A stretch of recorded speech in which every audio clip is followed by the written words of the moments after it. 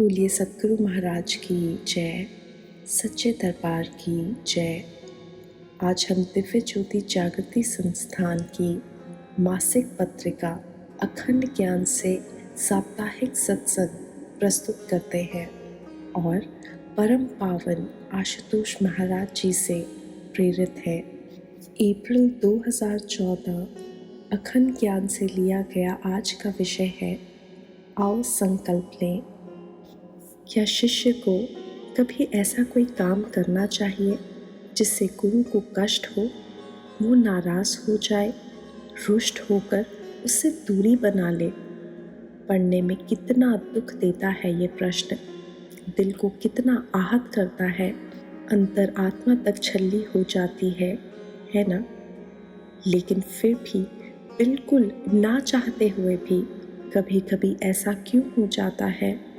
क्यों हम गुरु आज्ञाओं को मानने में ढील कर बैठते हैं? क्यों कर्म, संस्कार, आलस्य आदि के वशीभूत होकर कोई ना कोई भूल कर बैठते हैं? और फिर वह हो जाता है जो हमें सपने में भी गवारा नहीं, यानी गुरु से दूरी, उनकी नाराज़गी। जब ऐसा हो जाए तो एक शिष्य क्या करे? क्या निराशा या उत्साहहीनता का दामन थाम ले? बिल्कुल नहीं, क्योंकि जीवन में यह सब नकारात्मक पक्ष गुरु को कदापि पसंद नहीं।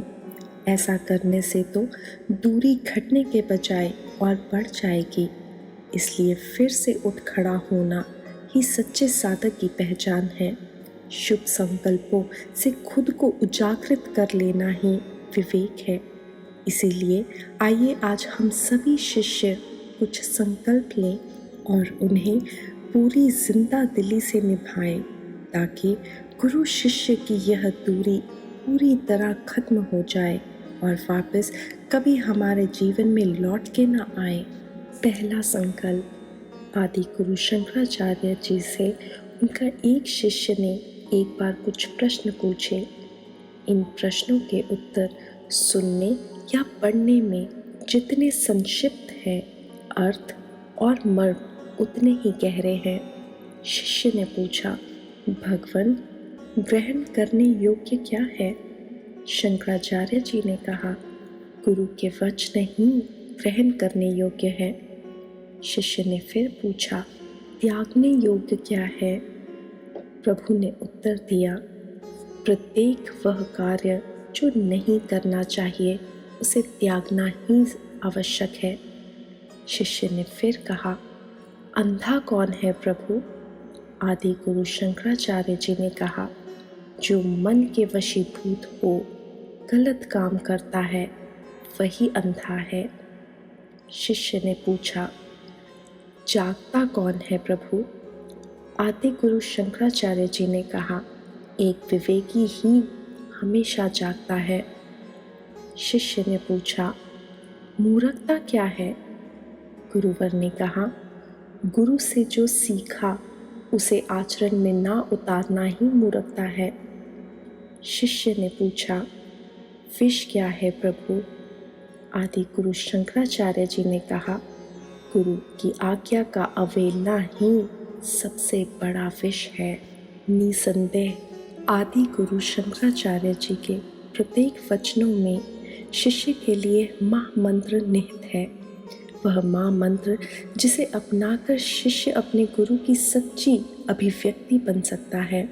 इसलिए संकल्प लें कि इन अनमोल वचनों को हम अपने मन, चिंतन और अस्तित्व में रोम रोम में बसाएंगे, उसी तरह जैसे हमारे शरीर के रोम रोम में हमारे प्राण बसते हैं।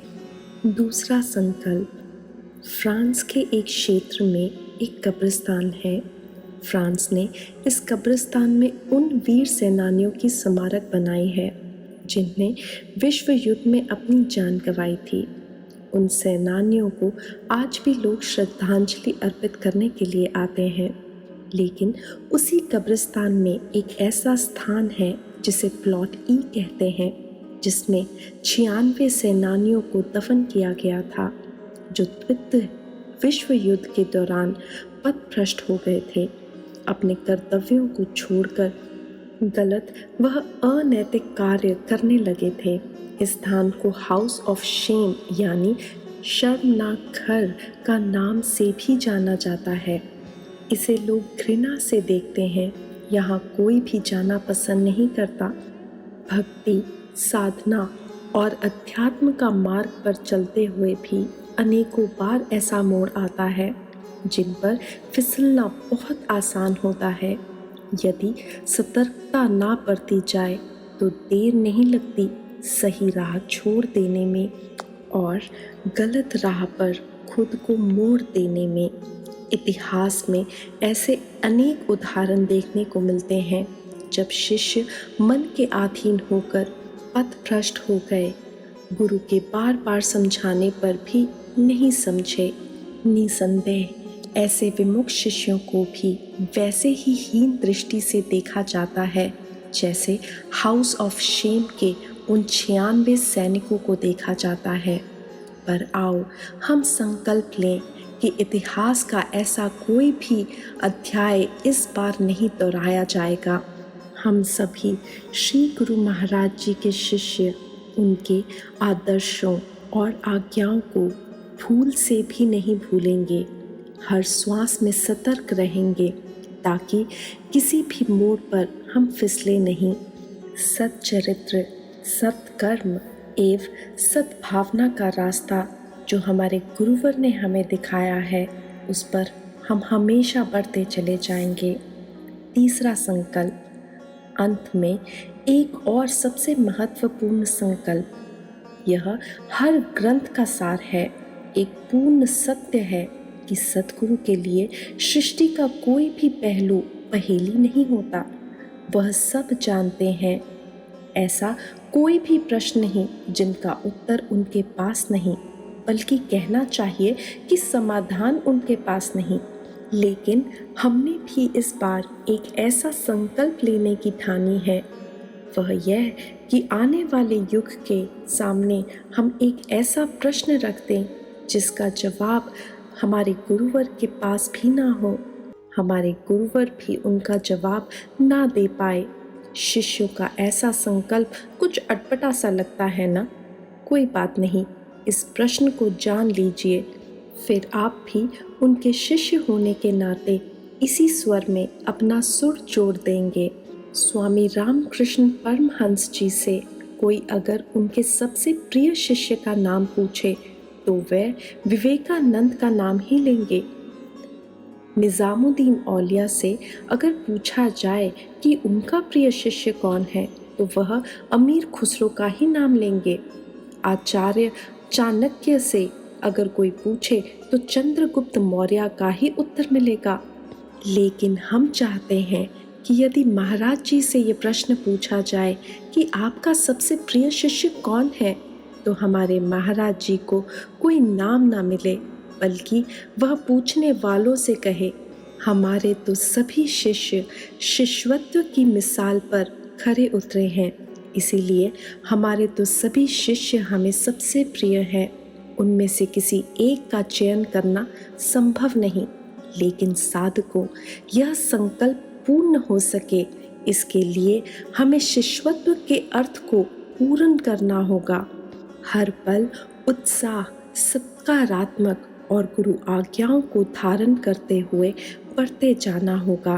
तब फिर एक दिन अवश्य ही हम खुद को उनमें और उनको खुद में पाएंगे। बोलिए सतगुरु महाराज की जय, सच्चे दरबार की जय। इस तरह के और अधिक लेख पढ़ने के लिए हमारी मासिक पत्रिका अखंड ज्ञान 3 भाषाएं हिंदी, अंग्रेजी और पंजाबी में उपलब्ध है। आप नीचे दिए गए लिंक को क्लिक करके अपनी पत्रिका की सदस्यता प्राप्त कर सकते हैं।